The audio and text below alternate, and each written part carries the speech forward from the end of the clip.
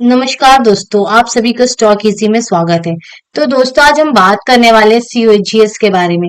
इसके पहले पार्ट में हमने रेवेन्यू के बारे में बात किया था कि रेवेन्यू क्या होता है, आप उसको कैसे पहचान कर सकते हैं, उसके आइडेंटिफाई, आप इनकम स्टेटमेंट में कैसे उसको पहचानेंगे। और आज हम बात करेंगे यहाँ पे सीओजीएस के बारे में कि सीओजीएस होता क्या है। तो जैसे कि सीओजीएस का फुल फॉर्म है कॉस्ट ऑफ गुड्स सोल्ड। इसका मतलब ये वो डायरेक्ट कॉस्ट जो प्रोडक्ट बनाने में लगती है। फॉर एग्जाम्पल यहाँ पे हम एफएमसीजी कंपनी लेते हैं। एफएमसीजी कंपनी क्या होती है, जो हम अपने रोजमर्रा जीवन में जो प्रोडक्ट यूज करते हैं वो होती है। फॉर एग्जाम्पल डाबर को लेते हैं हम। डाबर ने जैसे कोई इसका प्रोडक्ट है, अगर हम यहाँ पे कोई सोप ही ले लेते हैं या फिर कोई ऑयल ले लेते हैं, ठीक है। अब ये ऑयल बनाने में, सिर्फ ये ऑयल बनाने में जो भी यहाँ पे पैसा लगा हो, जो भी मटेरियल उसको बनाने में यहाँ पे जितना भी यहाँ पे पैसे लगे हों, उसको यहाँ पे बोलेंगे कॉस्ट ऑफ गुड्स सोल्ड। और इसका जो फॉर्मूला है वो है ओपनिंग इन्वेंटरी। अगर आप सीओजीएस का फॉर्मूला चाहते हैं तो इसका फॉर्मूला यहाँ पे होगा ओपनिंग इन्वेंटरी, ठीक है। और inventory plus purchase purchase plus direct expenses direct expenses, minus closing inventory, ठीक है। अब सीएजीएस का मतलब तो आप समझ गए होंगे कि अगर कोई प्रोडक्ट यहाँ पे कंपनी जो है, यहाँ रेवेन्यू में जो भी प्रोडक्ट यहाँ पे सेल कर रही है बनाकर, और उसको बनाने में कितना खर्चा आया है, कितना ये जो इन्होंने प्रोडक्ट यहाँ पे सेल किया है, अपना यहाँ पे जो इन्होंने रेवेन्यू जनरेट किया है, कोर बिजनेस, इनका जो कोर बिजनेस है, यहाँ पे जो उनका कोर बिजनेस में जितना भी खर्चा लगा है उसको बोलते हैं सीओजीएस। और हर एक कंपनी का जो होता है सीओजीएस हमेशा डिफरेंट होता है। हमेशा अगर आप देखेंगे तो सबका आपको अलग अलग जो सेक्टर होते हैं, सेक्टर डिपेंड करता है, सेक्टर सबका जो अलग अलग होता है, वहां पे आपको सीओजीएस अलग दिखेगा। जैसे कोई मैन्युफैक्चरिंग कंपनी है, उसका रॉ मटेरियल में ज्यादा उसका मेजर पार्ट होता है, वो सबसे इम्पोर्टेंट उनका रॉ मटेरियल ही होता है। फॉर एग्जांपल जैसे कि हमने स्टील कंपनी ली थी, steel company, FMCG company, auto company. और यहाँ पे क्योंकि मैन्युफैक्चरिंग कंपनी है तो यहाँ पे जो रॉ मटेरियल का मेजर पार्ट होता है। और जैसे ट्रेडिंग कंपनी हुई, वहां पे परचेज जो कॉस्ट होता है ट्रेडिंग कंपनी में, जो परचेज कॉस्ट होता है वही उनका वहां पे सीओजीएस बन जाता है। और अगर आप आईटी कंपनी में देखें तो आईटी कंपनी का जो सीओजीएस होता है वो होता है employee salary, server cost, project execution cost. Service companies में सीओजीएस का नेचर डिफरेंट होता है। जैसे हमने मैन्युफैक्चरिंग में देखा, मैन्युफैक्चरिंग में जो सीओजीएस का अलग होता है और सर्विस सेक्टर में सीओजीएस अलग होता है। इसलिए हर एक सेक्टर का जो कॉस्ट ऑफ गुड्स सोल्ड है वो अलग होता है। सबका एक जैसा आपको देखने को नहीं मिलेगा, सबका आपको डिफरेंट डिफरेंट देखने को मिलेगा। अगर आप कोई बिस्कुट फैक्ट्री चला रहे हैं तो वहां पे सीओजीएस क्या होगा, मैदा, शुगर, पैकेजिंग, फैक्ट्री लेबर, ये सारा कॉस्ट किस में आएगा, आपके सीओजीएस में आएगा ये सारा, क्योंकि एक एफएमसीजी कंपनी है। लेकिन इसमें जो मार्केटिंग एक्सपेंस होगा, सीईओ को सैलरी देना, ऑफिस रेंट, ये सारा सीओजीएस में नहीं आएगा क्योंकि ये मैन्युफैक्चरिंग कंपनी है। मैन्युफैक्चरिंग कंपनी के सीओजीएस ऐसे होते हैं, ठीक है। अब हम बात करते हैं कि आप कैसे इस चीज को कैसे सॉल्व कर सकते हैं, ये इनकम स्टेटमेंट में आपको कैसा दिखेगा। जैसे कि हमने यहाँ पे देखा कि रेवेन्यू माइनस सीओजीएस, तो आपका क्या मिल जाएगा, आपको यहाँ पे ग्रॉस प्रॉफिट मिल जाएगा, ग्रॉस प्रॉफिट। क्योंकि ये जो वैल्यू है यहाँ पर, ये वाली, ये सिर्फ आपके जो कोर बिजनेस है उससे, बस ये हमारा जो हमारा कोर बिजनेस का मटेरियल है वो एक्सपेंसेस यहाँ पे माइनस किया गया है। ये जो सीओजीएस है ये भी एक एक्सपेंस है।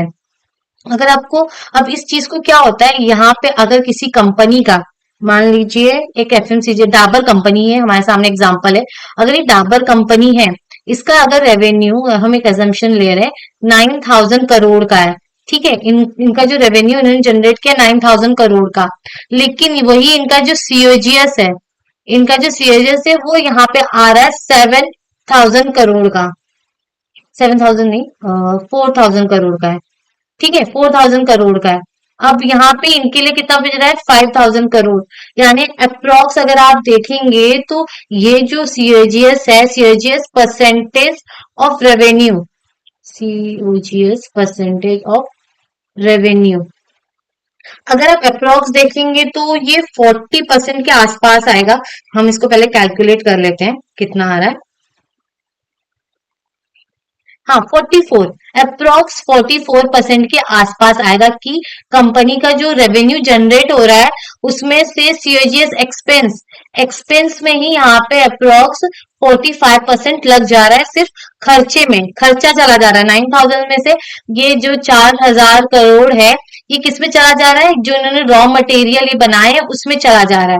अगर किसी कंपनी का सीओजीएस बहुत ज्यादा है उसके रेवेन्यू के कंपेयर में, जैसे कि हम यहाँ पे देख रहे हैं, अगर यही चीज यहाँ पे अगर 85% होती या फिर 70% भी होती तो ये भी एक रेड फ्लैग है। मतलब आप समझ सकते हैं फिर कंपनी इसमें ग्रोथ क्या करेगी वो, क्योंकि कंपनी जो भी यहाँ पे अर्न कर रही है, यहाँ पे जो भी वो सेल करके कर रही है वो सारा उनका किसमें चला जा रहा है, एक्सपेंस में चला जा रहा है। इसका मतलब कंपनी यहाँ से ग्रोथ करने की इनकी बहुत कम क्षमता है। और यहाँ पे इनका मार्जिन, पहली बात तो आप मार्जिन देखिए, मार्जिन तुरंत गिर जाएगा।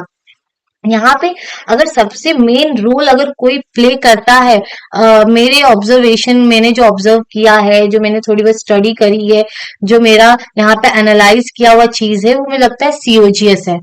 जो सीओजीएस है ना यहाँ पे बहुत बड़ा रोल प्ले करता है। ये जो चीज है ना, ये अगर ऊपर नीचे हुई तो पूरा यहाँ पे जो इनका इनकम स्टेटमेंट है ना वो हिल सकता है। अगर ये अच्छा कर गया सीओजीएस तो ये ऊपर चला जाएगा।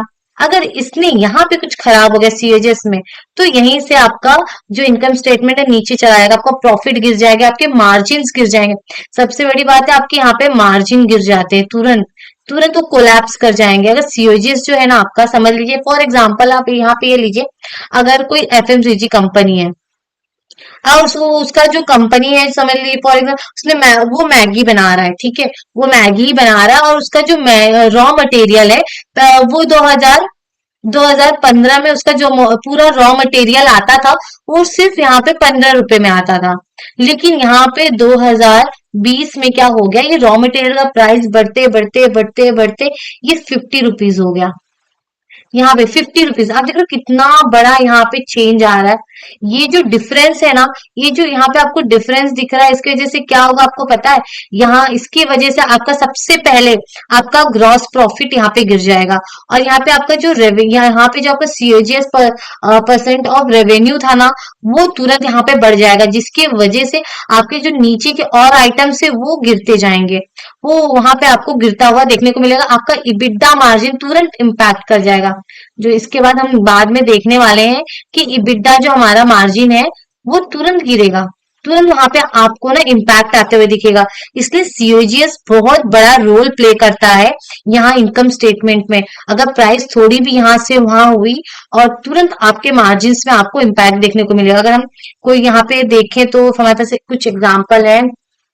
अगर यहाँ पे हम ट्रेंड को देखते हैं, ये है ट्रेंड, अगर हम यहाँ पे इसके मार्जिन्स को देखो आप, यहाँ पे इसके मार्जिन्स काफी आपको ऐसे कांस्टेंट दिखते होंगे कुछ साल से, ना ऊपर जा रहा है ना वो नीचे आ रहा है, वहीं पे वो रुका है, एक कंसोलिडेट कर रहा है। उसके मार्जिन्स यहाँ पे ज्यादा नहीं है, ज्यादा आपको देखने को नहीं मिलेंगे इसके मार्जिन्स यहाँ पे, क्योंकि जब तक आपके सीओजीएस, अगर हम यहाँ पे डाबर लेते हैं, मैन्युफैक्चरिंग कंपनी पे चलते हैं पहले। मैन्युफैक्चरिंग कंपनी ये डाबर है। अब डाबर का अगर यहाँ पे देखेंगे तो काफी साल से ये भी नहीं बढ़ पाया, क्योंकि इस समय एफएमसीजी सेक्टर में इस समय बूम नहीं है, इसलिए इस समय ये आपको ऐसे एकदम शांत दिख रहा है। क्योंकि जिस सेक्टर में रिस्क ज्यादा होता है वहीं पे आपको प्रॉफिट भी ज्यादा देखने मिला, क्योंकि लोगों को वहां पे एक्सपेक्टेशन ज्यादा होती है, रिस्क ज्यादा तो एक्सपेक्टेशन ज्यादा है। एफएमसीजी में रिस्क और सेक्टर के कंपेयर में बहुत कम है, इसलिए यहाँ पे आपको मार्जिन कम देखने को मिल रहा है। अगर हम आईटी देखें, आईटी सेक्टर में टीसीएस को देखते हैं, टीसीएस क्या कर रहा है।